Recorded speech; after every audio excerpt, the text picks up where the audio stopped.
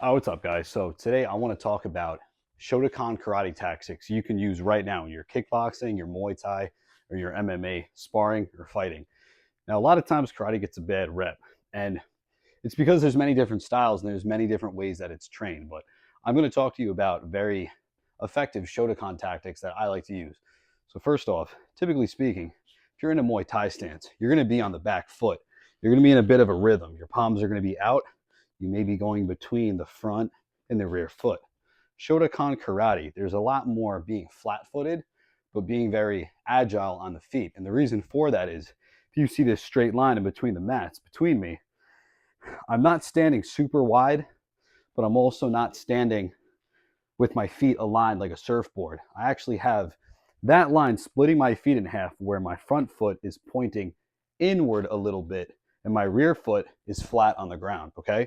So that's the stance with my knees bent a little bit. Now it's different from Muay Thai because in Muay Thai, I'm gonna have my lead foot pointing forward. That way I'm able to check kicks. Now we're gonna be checking kicks with the Shotokan stance, but we're gonna be a little bit wider and we're not gonna be as, you could say, concerned with the leg kicks. So I'm here. If you look at this from a side profile, I'm a little bit wider and I'm also a little more bladed. So contrary to if I'm here and I'm more exposed, I'm blading myself off. So now I'm more in line with you.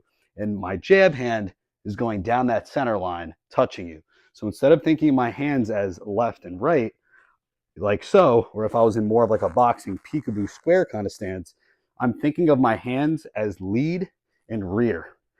And normally, I can keep this hand home on my cheek, typical kickboxing stance, but for the sake of utilizing the Shotokan style, we want to have this hand out a little bit, okay?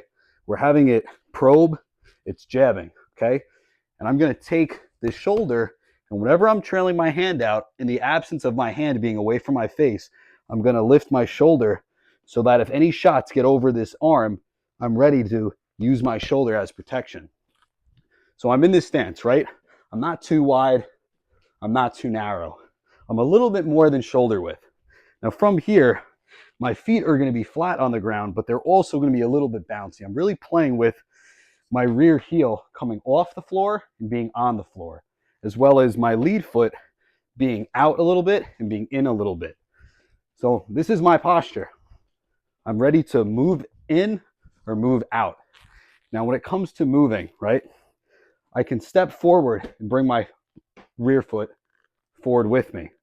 I can step back, same thing. Or I can step forward, leave the rear foot behind, which sets up what I call the kizami, which is the jab.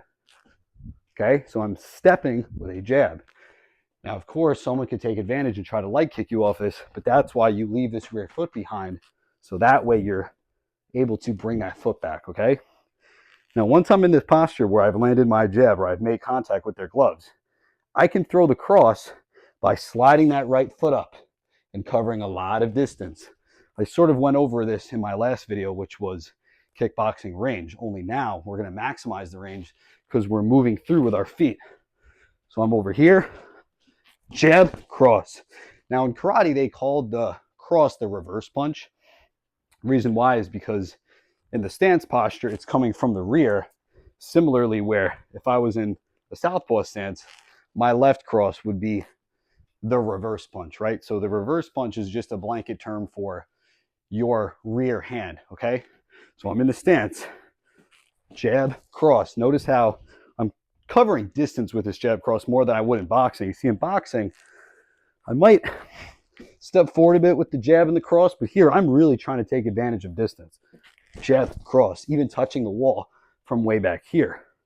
So as you could see, I'm really taking advantage of this straight line attack.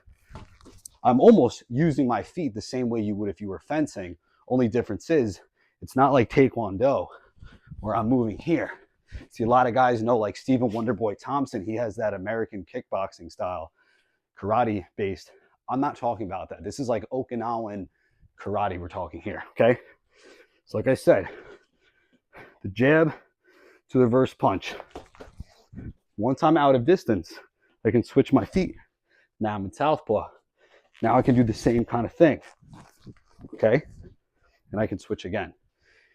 Now, the thing with taking distance moving forward is you want to make sure that you're not getting hit going down the center line, which is why a lot of times you may want to feint with that lead hand before popping in and shooting with that jab cross. And also, you want to be just as effective as getting out as you are effective as getting in, because if I'm here, I may want to move out. I can even use my jab to move out. So I'm essentially going jab, cross, jab, and I'm out again, okay? Conventional boxing wisdom is you don't want to move forward too much, right? You don't want to always be moving on this center line. The issue I find is that most people always are coached by their coach or trainer to not only move back, because typically speaking, a guy can take space quicker than you can give up space usually, and you get your backs on the ropes. So if we're coaching young guys not to move back all the time, we should also teach them to take advantage of guys that do move back. If I'm in front of you, if the second I move in, you give up space, I want to take that space quicker than you can give up that space, okay?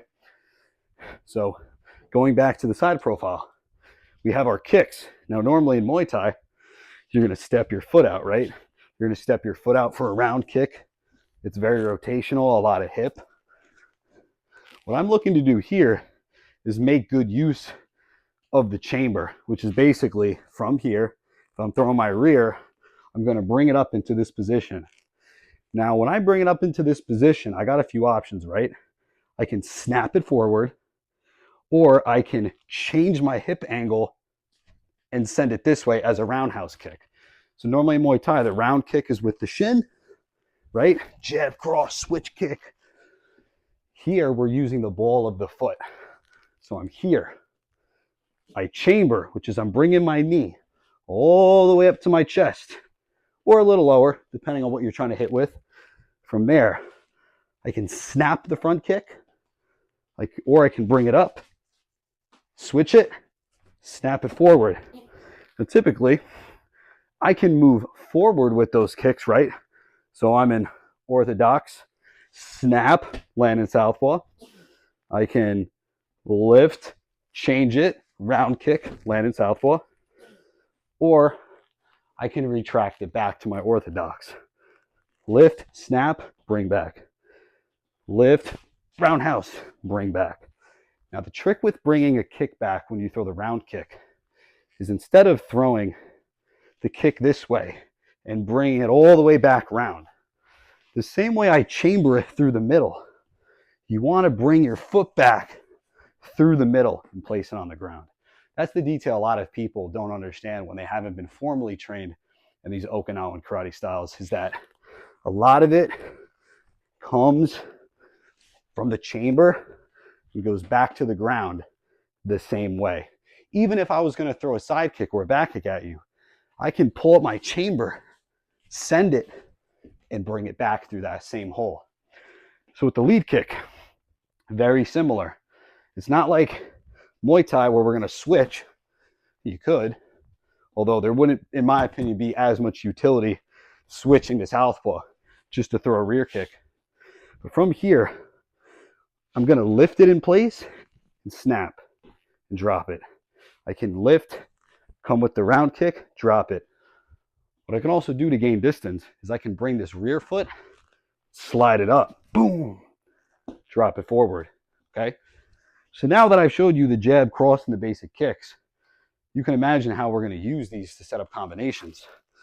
So I can go jab, cross, slide up, front kick, land. I can go jab, cross, left hook, front kick, land.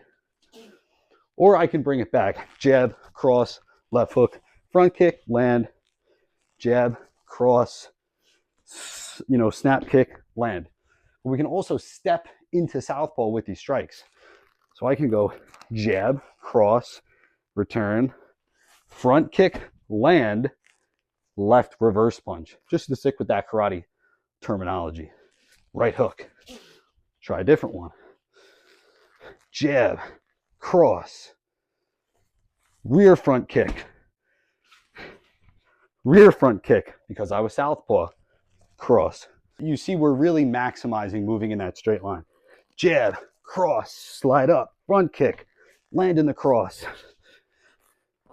Jab, cross, left hook, snap kick, land in the cross, right hook, can add on knees. And that's when you start to basically take pieces of Shotokan and add it to your kickboxing or Muay Thai style, because it's not that you have to use this style in its fullest form.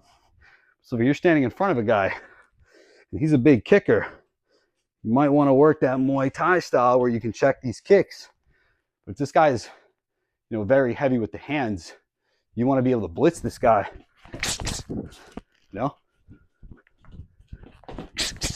Maybe use in and out movement to beat him, okay? Now, the last thing I'll say about the karate kicks is that you also can add in the low kicks the same way they do in Kyokushin karate. One kick that they do in Shotokan karate, which I don't see as often in Kyokushin karate and Muay Thai, is this blade of the foot side kick down to the knee. So let me show you that close. What you're going to do is you're going to lift up, because like I said, we're always trying to chamber.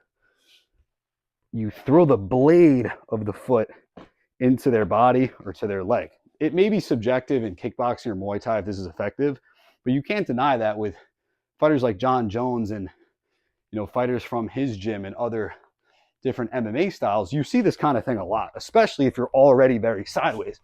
You can't deny how effective that is.